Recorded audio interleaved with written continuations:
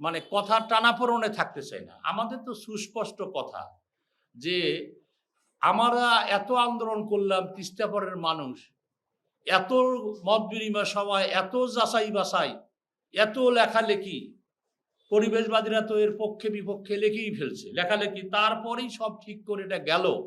কিন্তু পদ্মা সেতু ঘুম থেকে উঠে মানুষ বলতে দেখলাম কোনো কথাবার্তা নাই, সেখানে হয়ে গেল। তাহলে সেইখানেই মানুষ বলতেছে, আমরাও বলতেছি এটা রাজনৈতিক সিদ্ধান্তের ব্যাপার। মানে এই কথা ও কথা বলে এটাকে এড়িয়ে যাওয়ার ব্যাপার না, যে রাজনৈতিক সিদ্ধান্তের ব্যাপার।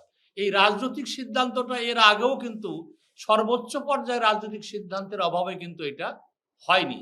ঋণ নিয়ে ঘি খাওয়ার আবার দরকার নাই আর কি। এটা তো একদম পদ্মা সেতুর চেয়ে ৪ গুণ বেশি পদ্মা সেতু, অল্প টাকা। এটা তো মেগা প্রজেক্টও না, এটা ৯,০০০ কোটি টাকা ফার্স্ট ফেজে, এটা তো মেগা প্রজেক্টও না উত্তরবঙ্গের। তাহলে এই টাকার জন্য আপনাদের এ কথা সে কথা আমরা শুনতে চাই না। নিজস্ব অর্থায়নে করো, আমরা আগেও সুনির্দিষ্ট বলেছি, কিভাবে পদও দেখিয়েছি যে আমরা তোমারও টাকা চাই না, আমরাই টাকা দেবো। তিস্তা বন্ড চালু করো, আমরা সঞ্চয়পত্রের মতো কিনবো, বাজেটে বিশেষ বরাদ্দ করো। উত্তরাঞ্চলের বৈষম্যপ্রীত মানুষ বারবার প্রতারিত হচ্ছে, বঞ্চনার শিকার হচ্ছে।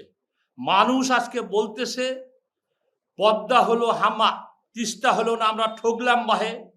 যখন ভোট আসে সবাই ভোটের কথা দেয়, ভোট শেষ, সব শেষ। মানুষের কথা হচ্ছে যে বাহে কর্মসূচি দেন, আমরা বড় আন্দোলন করব, আন্দোলন করা ছাড়া তোমার এগুলা ফেদলা দিয়ে কিছু হবে না, হবে না, হবে না। ঈদের আগে সরকারকে আমরা সময়বদ্ধ এটা দিতে চাচ্ছি, এই যে সময়বদ্ধ যে চাচ্ছি এখানে পাস করো, রোডম্যাপ দিতে হবে। পদ্মায় তো রোডম্যাপ দিয়ে দিয়েছে, কখন থেকে শুরু করবে, কখন শেষ করবে, তাই তো?